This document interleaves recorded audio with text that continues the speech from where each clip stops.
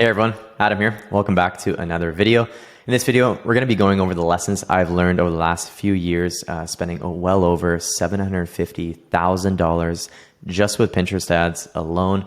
That's a good chunk of change, I know. And we're going to be going over just not only just some general stuff, general lessons, but also some more tactical lessons as well. So really excited for this one. Now, if you don't already know me, my name is Adam Matthews. I've been in the e-commerce space for over 7 years now and run a company called AQM, where we basically help brands grow their revenue, grow their top line profitably, and basically acquire new customers profitably at scale. And we've done well over tens of millions of dollars in revenue. But yeah, without further ado, let's get straight into the video.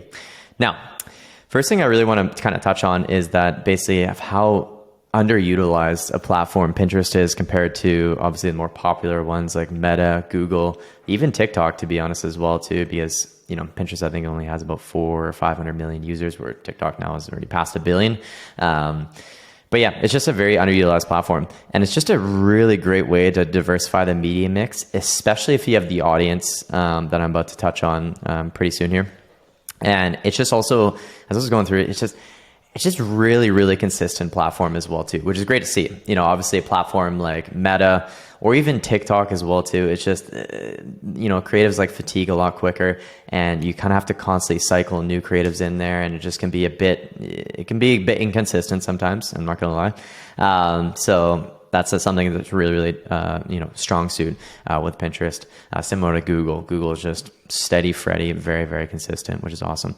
And the thing is, the CPM can be a lot cheaper. Now, not in all niches on Pinterest, but a really good example for a brand that we work with, basically on Meta, their CPM averages around, for a few months I was checking, $10.57. But then on Pinterest, it was basically a third of the cost almost, $3.76. So do take note of that, because that is very strong. And the thing is, it's the right people as well too. Because basically 45% of Americans, I saw this stat and I was kind of blown away, with a household income of over $100,000 are Pinterest users. It's basically like millennial women with money is like really the sweet spot with Pinterest. And basically Pinterest users just have a way higher income than other platforms. So you're really hitting people that have spending power. And the thing is that there's also another stat as well, that like about half of the users on Pinterest, if not more, go on there literally to shop. Because I remember, buddy, my friend's mom basically redesigned her entire kitchen, spent like tens of thousands of dollars renovating it, like 20 or 30 grand or something like that. And literally the entire inspiration was on Pinterest. So she's literally going on the platform constantly to shop, and she's thinking about shopping, she's thinking about buying things. Like they're literally just going on there to shop and get inspiration for products, all that good stuff. So it's very powerful. And then there's another stat too as well too, that Pinterest is a social network with the highest density of adult internet users, making more than $75,000 per year, with 35% of the total population, which is pretty powerful. And what's even more cooler as well too is that 10% of Pinterest users make more than $125,000 per year, like 10% of them. So they have money to spend, they're ready to go. And yeah, it's very powerful and just underutilized in a lot of ways. But here's the thing. So for basically almost half the audience is basically women between 25 and 44. So that's really the sweet spot. It's literally almost half. It's just millennial women with money is really what it is. So if you see here on this little chart, if I zoom in a bit more, you can see basically it's all women for the most part. There's barely any men. But yeah, 25, 34 and 35, 44, that's a big chunk, and it's just all women. So something to note there, if your target audience is really in that sweet spot right here, is really where you're going to be able to get the most scale. Not to say that, other age ranges like an older demographic or even younger wouldn't work, but if your sweet spot is right here with your product and your brand, I would highly recommend getting on there. And that's just, it's what we found true for all the brands that we find that we work with. Their natural sweet spot is always in this spot right here. So it's really something to know.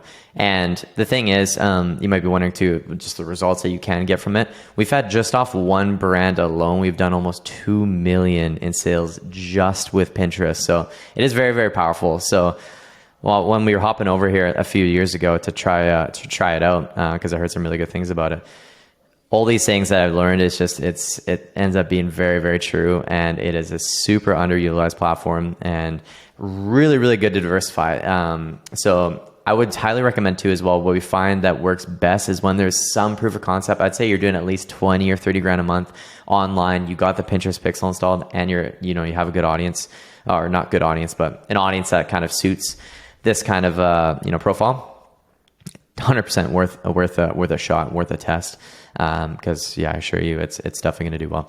Now, some of the tactical things I've learned, basically the creatives need to be all videos or photos in each ad set as a best practice. So you don't want to just like throw a bunch of different ad formats in there, carousels, photos, videos. It just ends up throwing the algorithm way off. You want to keep it super organized and structured. I'll show you a setup here in a moment. But yeah, that's how I'd really, really note. Now, in terms of the account structure, what we typically do is we do a mix of broad and interesting keywords. And then basically if you're doing interest keywords, you just want to make sure that you want to pause the interesting keywords that aren't performing. Because a lot of them will just eat up a lot of budget, and it's just, I'm just wasting a ton of money on some, interest keywords that just aren't profitable.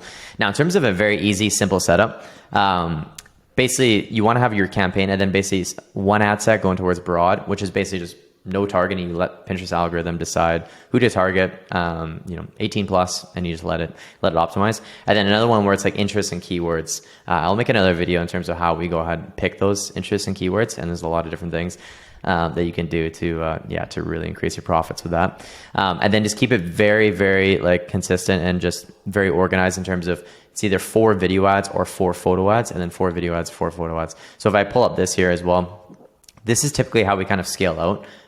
Is we keep it simple like this, and we have a campaign that's designated towards some sort of concept, or it's organized in some sort of product, and then we just keep building out other campaigns that are similar to it, and then we just keep them very consistent in terms of the ads that we have in there, and we simply just build it out like that a bit more horizontally, and then we also scale up the budget as well.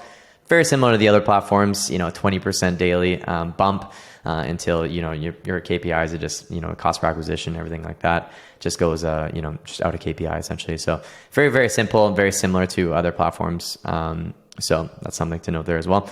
Now, recommended budget starting is around $25 a day. That's a really good base mark to start off with, and then you can kind of start scaling from there. Of course, you can be more aggressive, but I would say like minimum, you want to be starting with $25 a day. Now, here's the thing about Pinterest as well, is it takes Pinterest about 7 days to learn. So you don't want to make any moves, any adjustments, or anything like that until after 7 days.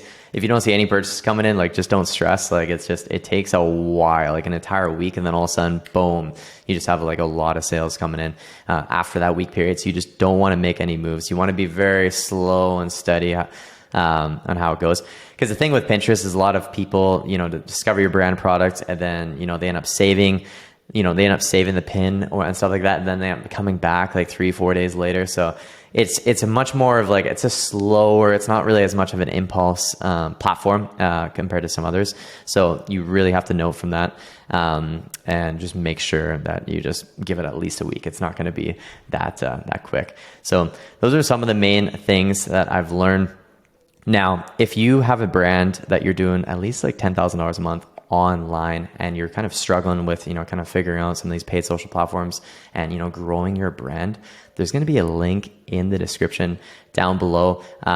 You don't have to click it if you don't want to, but if you do, it will take it over to the website where you can book in a free call with myself. You don't have to click it if you don't want to, of course, but if you're struggling with growing your brand, struggling figuring out Pinterest, struggling to figure out these other paid social platforms, that is there for your help to, chat with myself and see if we can help you out. But yeah, other than that, thank you so much for watching the end. Go ahead and hit that subscribe button if you want to see a bunch more Pinterest videos, paid social videos, anything like that for growing your e-commerce brand. We're going to be dropping a lot this year. I'm super excited. But other than that, thank you so much for watching all the way to the end of the video. Really, really appreciate it. And have an amazing day, and we'll see you in the next one. Cheers for watching. Take care.